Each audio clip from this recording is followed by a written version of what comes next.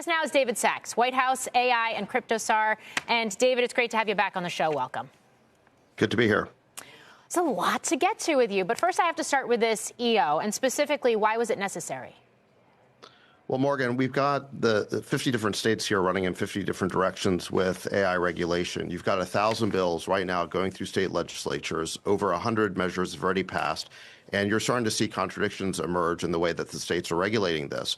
And it's creating a patchwork, a very confusing patchwork of regulations that's going to be very hard for our AI companies to comply with, especially small startups and innovators.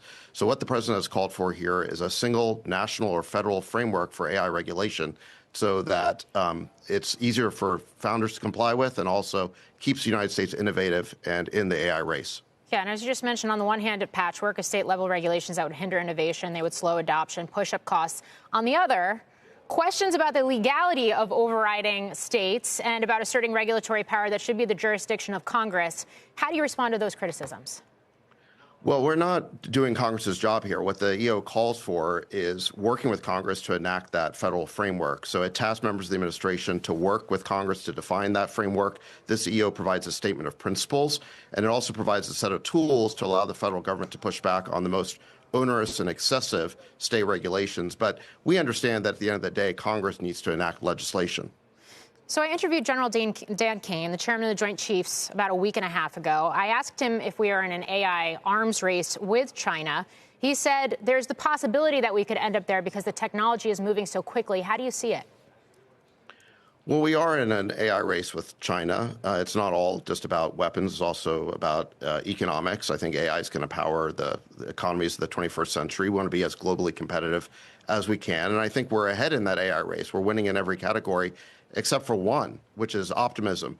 If you look at AI optimism in China versus the United States, it's 83% of people in China are optimistic about AI, only 39% in the U.S. So I think that this is the one area we have to work on, really, is I think we need to encourage our population in the U.S. to be a little more optimistic about AI and where it's all going. So when we put it in that economic lens or that geopolitical lens, what does that policy path look like moving forward, especially if we are allowing some of our chips, maybe not our most advanced chips, but some of our chips to be exported to the likes of China?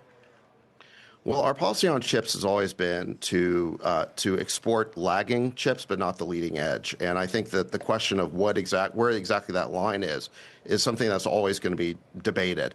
And I think the administration's view is that the H200 was once the leading chip a couple of years ago. It is no longer on the leading edge. It's a previous generation chip. And so therefore it's acceptable to sell to China as now a lagging chip.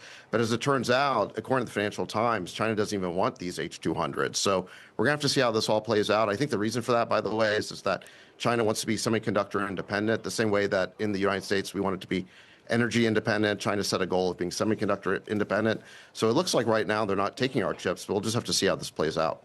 I realize that we're arguably in early innings for AI application and adoption here. But at some point, potentially, the notion of AI and AI adoption becomes a political question, especially if you start to see job displacement or workforce disruption. How are you advising the president on that?